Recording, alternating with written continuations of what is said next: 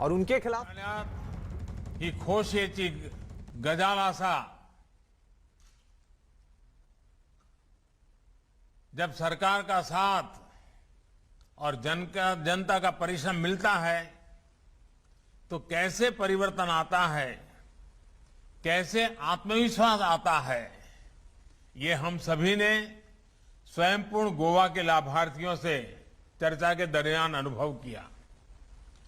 गोवा को इस सार्थक परिवर्तन की राह दिखाने वाले लोकप्रिय और ऊर्जावान मुख्यमंत्री डॉक्टर प्रमोद सावंत जी, केंद्रीय मंत्रिमंडल में मेरे वरिष्ठ सहयोगी श्रीपाद नाइक जी, गोवा के डिप्टी सीएम श्री मनोहर अजगांवकर जी, डिप्टी सीएम श्री चंद्रकांत केवलेकर जी, राज्य सरकार के अन्य मंत्री, सांसद, विधायक, लोकल बॉडीज के सभी प्रतिनिधि, जिला परिषद सदस्य, पंचायत सदस्य, अन्य जनप्रतिनिधिगण और मेरे प्यारे गोवा के भाइयों और बहनों, कहा जाता है गोवा यानी आनंद, गोवा यानी प्रकृति, गोवा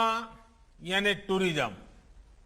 लेकिन आज ये भी कहूंगा कि गोवा यानी विकास का नया मॉडल, गोवा यानी सामूहिक प्रयासों का प्रतिबिंब, गोवा यानी पंचायत से लेकर प्रशासन तक विकास के लिए एकजुटता।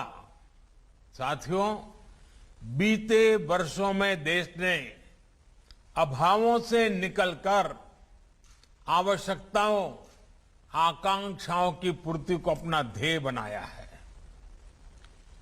जिन मूलभूत सुविधाओं से देश के नागरिक दशकों से वंचित थे, वो सुविधाएं देशवासियों को देने पर सर्वोच्च प्राथमिकता दी गई है। इस बार 15 अगस्त को मैंने लाल किले से भी कहा था कि हमें अब इन योजनाओं को सैचुरेशन यानी 100% लक्ष्य तक पहुंचाना है। इन लक्ष्यों की प्राप्ति में प्रमोद सावंत जी और उनकी टीम के नेतृत्व में गोवा अग्रणी भूमिका निभा रहा है। भारत ने खुले में शौच से मुक्ति का लक्ष्य रखा। गोवा ने 100% ये लक्ष्य हासिल किया।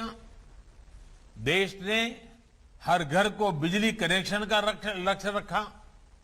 गोवा ने इसे भी 100% हासिल किया। हर घर जल अभियान में गोवा सबसे पहले 100%, गरीबों को मुफ्त राशन देने के मामले में गोवा 100%। साथियों, 2 दिन पहले भारत ने 100 करोड़ वैक्सीन डोज देने का इस विराट पड़ाव को पार किया है। इसमें भी गोवा पहली डोज के मामले में 100% हो चुका है। गोवा अब दूसरी डोज लगाने, उसके लिए 100% टारगेट को हासिल करने में पूरी ताकत लगा रहा है। भाइयों और बहनों, मुझे इस बात की खुशी है कि महिलाओं की सुविधा और सम्मान के लिए जो योजनाएं केंद्र सरकार ने बनाई हैं, उनको गोवा सफलता से जमीन पर उतार भी रहा है और उनको विस्तार भी दे रहा है। चाहे टॉयलेट्स हो, उज्ज्वला गैस कनेक्शन हो या फिर जनधन बैंक अकाउंट हो, गोवा ने महिलाओं को ये सुविधा देने में बेहतरीन काम किया है। इसी वजह से कोरोना लॉकडाउन के दौरान हजारों बहनों को मुफ्त गैस सिलेंडर मिले, उनके बैंक अकाउंट में पैसे जमा हो सके, घर घर नल से जल पहुंचाकर भी गोवा सरकार ने बहनों को बहुत बड़ी सुविधा दी है। अब गोवा सरकार गृह आधार और दीनदयाल सोशल सिक्योरिटी जैसी योजनाओं से गोवा की बहनों का जीवन और बेहतर बनाने का काम कर रही है। भाई और बहनों, जब समय मुश्किल होता है, चैलेंज सामने होता है, तभी असली सामर्थ्य का पता चलता है। बीते 1.5-2 वर्षों में गोवा के सामने 100 साल की सबसे बड़ी महामारी तो आई ही, गोवा ने भीषण साइक्लोन और बाढ़ की विभीषिका को भी झेला। मुझे एहसास है कि गोवा के टूरिज्म सेक्टर को इसमें कितनी मुश्किलें आई, लेकिन इन चुनौतियों के बीच गोवा की सरकार, केंद्र सरकार डबल ताकत से गोवा के लोगों को राहत पहुंचाने में जुटी रही। हमने गोवा में विकास कार्यों को रुकने नहीं दिया। मैं प्रमोद जी और उनकी पूरी टीम को बधाई दूंगा कि उन्होंने स्वयं पूर्ण गोवा अभियान को गोवा के विकास का आधार बनाया है। अब इस मिशन को और तेज करने के लिए सरकार तुमच्या दारी इसका बड़ा कदम भी उठाया गया है। साथियों, ये प्रो पीपल, प्रोएक्टिव गवर्नेंस की उसी भावना का विस्तार है जिस पर बीते 7 वर्षों से देश आगे बढ़ रहा है।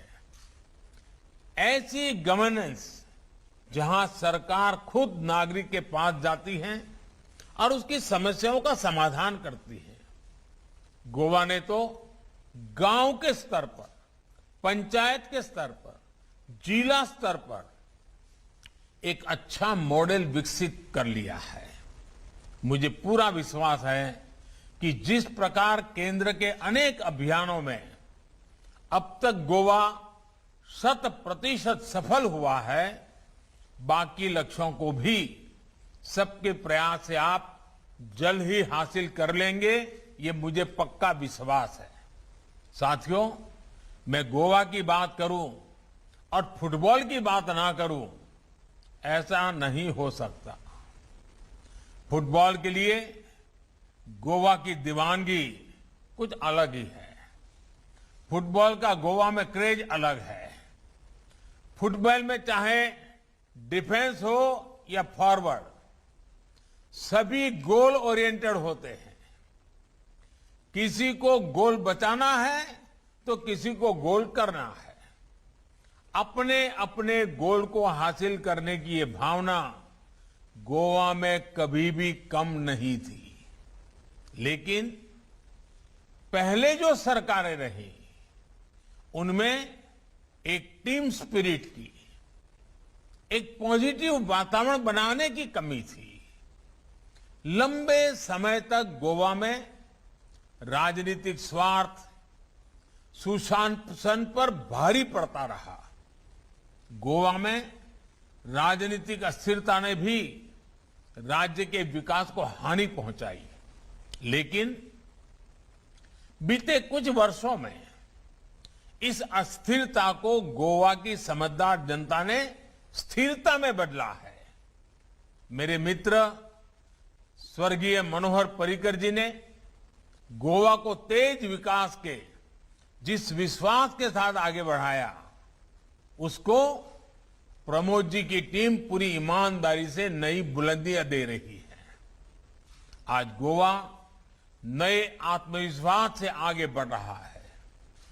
टीम गोवा की इस नई टीम स्पिरिट का ही परिणाम स्वयं पूर्ण गोवा का संकल्प है। भाई और बहनों, गोवा के पास एक बहुत समृद्ध ग्रामीण संपदा भी है और एक आकर्षक अर्बन लाइफ भी है। गोवा के पास खेत खलिहान भी है और ब्लू इकोनॉमी के विकास की संभावनाएं भी हैं। आत्मनिर्भर भारत के निर्माण के लिए जो कुछ जरूरी है वो गोवा के पास है। इसलिए गोवा का संपूर्ण विकास डबल इंजन की सरकार की बहुत बड़ी प्राथमिकता है। साथियों, डबल इंजन सरकार गोवा के ग्रामीण, शहरी और कोस्टल इंफ्रास्ट्रक्चर पर विशेष ध्यान दे रही है। गोवा का दूसरा एयरपोर्ट हो, लॉजिस्टिक हब का निर्माण हो, भारत का दूसरा सबसे बड़ा केबल ब्रिज हो, हजारों करोड़ रुपए से बने नेशनल हाईवे का निर्माण हो, ये सब कुछ गोवा की नेशनल और इंटरनेशनल कनेक्टिविटी को नए आयाम देने वाला है। भाइयों और बहनों, गोवा में विकसित होता इंफ्रास्ट्रक्चर किसानों, पशुपालकों, हमारे मछुआरे साथियों की इनकम को भी बढ़ाने में मदद देगा। ग्रामीण इंफ्रास्ट्रक्चर, इसके आधुनिकीकरण के लिए इस वर्ष गोवा को मिलने वाले फंड में पहले की तुलना में 5 गुना वृद्धि की गई है। गोवा के रूरल इंफ्रास्ट्रक्चर के विकास के लिए केंद्र सरकार ने 500 करोड़ रुपए गोवा को आवंटित किए हैं। इससे कृषि और पशुपालन के क्षेत्र में गोवा में हो रहे काम को नई गति मिलेगी। साथियों, किसानों और मछुआरों को बैंक और बाजार से जोड़ने के लिए जो योजनाएं केंद्र सरकार ने बनाई हैं, उनको जन जन तक पहुंचाने में गोवा सरकार जुटी है। गोवा में बहुत बड़ी संख्या छोटे किसानों की है। ये या तो फल सब्जियों पर निर्भर है या फिर मछली के व्यवसाय से जुड़े हैं। इन छोटे किसानों को, पशुपालकों को, मछुआरों को आसान बैंक लोन एक बहुत बड़ी चुनौती थी। इसी परेशानी को देखते हुए किसान क्रेडिट कार्ड की योजना का विस्तार किया गया है।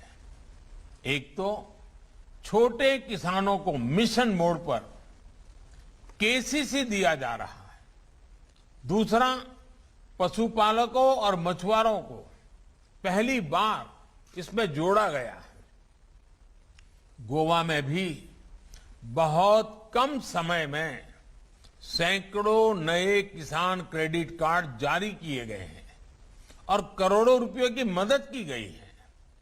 पीएम किसान सम्मान निधि से भी गोवा के किसानों को बहुत बड़ी मदद मिली है।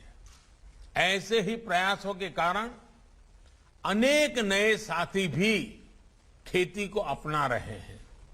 सिर्फ 1 वर्ष के भीतर ही गोवा में फल सब्जियों के उत्पादन में लगभग 40% की वृद्धि हुई है। दूध का उत्पादन भी 20% से ज्यादा बढ़ा है। मुझे बताया गया है कि गोवा सरकार ने भी इस बार किसानों से रिकॉर्ड खरीदी भी की है। साथियों, स्वयं पूर्ण गोवा की एक बड़ी ताकत फूड प्रोसेसिंग इंडस्ट्री होने वाली है।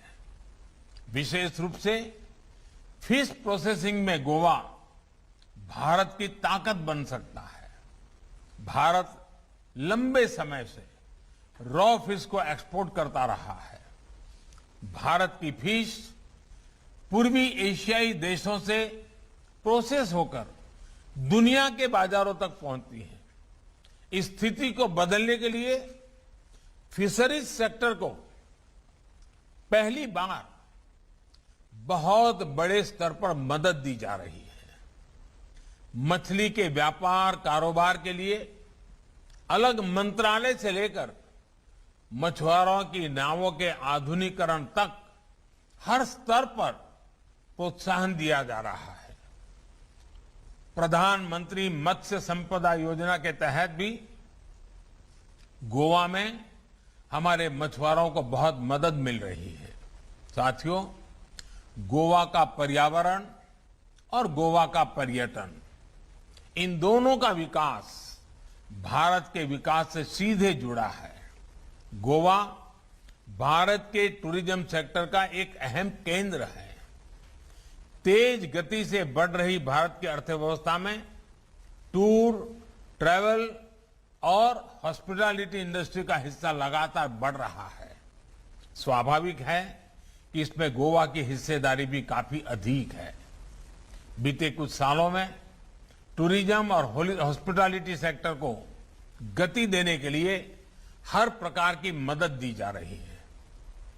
वीजा ऑन अराइवल की सुविधा का विस्तार किया गया है।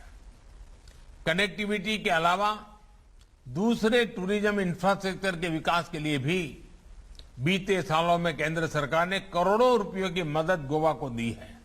साथियों, भारत के वैक्सीनेशन अभियान में भी गोवा सहित देश के उन राज्यों को विशेष प्रोत्साहन दिया गया है जो टूरिज्म के केंद्र है। इसमें गोवा को भी बहुत लाभ हुआ है। गोवा ने दिन रात प्रयास करके अपने यहां सभी पात्र लोगों को वैक्सीन की पहली डोज लगवाई।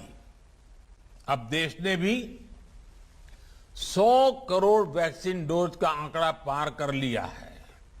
इससे देश के लोगों में विश्वास बढ़ा है, टूरिस्टों में विश्वास बढ़ा है। अब जब आप दिवाली, क्रिसमस और न्यू ईयर की तैयारी कर रहे हैं तो त्योहारों और छुट्टियों के इस सीजन में गोवा के टूरिज्म सेक्टर में नई ऊर्जा देखने को मिलेगी।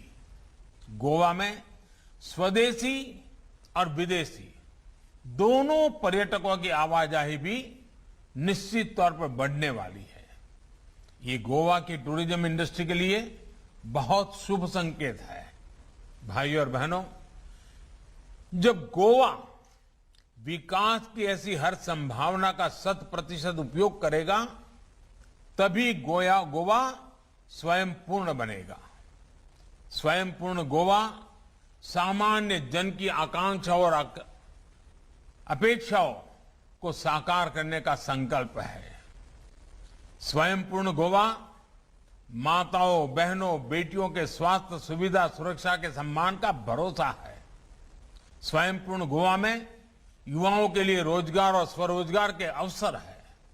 स्वयं पूर्ण गोवा में गोवा के समृद्ध भविष्य की झलक है। ये सिर्फ 5 महीने या 5 साल का प्रोग्राम भर नहीं है, बल्कि ये आने वाले 25 सालों के विजन का पहला पड़ाव है। इस पड़ाव तक पहुंचने के लिए गोवा के एक एक जन को जुटना है। इसके लिए गोवा को डबल इंजन के विकास की निरंतरता चाहिए। गोवा को अभी जैसी स्पष्ट नीति चाहिए, अभी जैसी स्थिर सरकार चाहिए, अभी जैसा ऊर्जावान नेतृत्व चाहिए। संपूर्ण गोवा के प्रचंड आशीर्वाद से हम स्वयं पूर्ण गोवा के संकल्प को सिद्ध करेंगे। इसी विश्वास के साथ आप सभी को बहुत बहुत शुभकामनाएं, बहुत बहुत धन्यवाद। तो पीएम मोदी आत्मनिर्भर भारत स्वयं पूर्ण गोवा कार्यक्रम के जरिए तमाम लाभार्थियों से बातचीत कर रहे थे, उनको संदेश दे रहे थे और साफ तौर से अपने इस संबोधन के दौरान उन्होंने कहा कि किस तरह से गोवा में जनता के साथ से, जन भागीदारी से गोवा विकास के मामले में देश के कई राज्यों में अग्रणी साबित यहां पर हो रहा है। किस तरह से गोवा में सरकार की तरफ से तमाम योजनाएं जो हैं वो वहां पर कार्यान्वित की जा रही हैं। लगातार मछुआरों, पशुपालकों को लेकर सरकार की योजनाएं, इसकी वजह से उनका विकास वहां पर हो रहा है। किसान क्रेडिट का भी उन्होंने जिक्र किया और कहा कि गोवा का मतलब है विकास का नया मॉडल। आत्मनिर्भर भारत स्वयं पूर्ण गोवा ये कार्यक्रम था जिसमें पीएम मोदी उन तमाम लाभार्थियों को संबोधित कर रहे थे, क्योंकि इस कार्यक्रम के जो मकसद है वो है सरकार की योजनाओं को जन जन तक पहुंचाना। इसमें गोवा सबसे आगे रहा है और यही वजह है कि गोवा के साथ ही पीएम मोदी ने पूरे देश को यहां से संदेश भी दिया है कि जनता की भागीदारी की वजह से सरकार की योजनाएं आम लोगों तक पहुंचे, वहां पर एग्जीक्यूट हो, उसकी वजह से विकास के लक्ष्य को हासिल किया जा सकता है।